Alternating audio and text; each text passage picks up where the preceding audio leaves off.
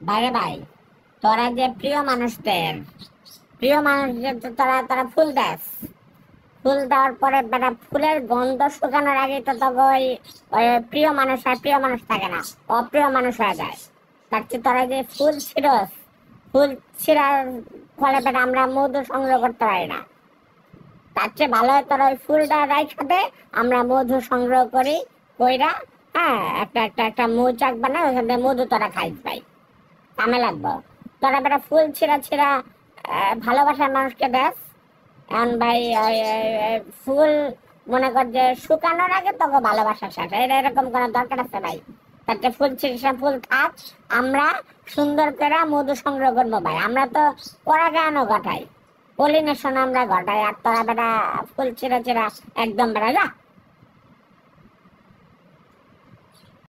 রি রি রি রি রি রি রি রি রি রি রি রা রা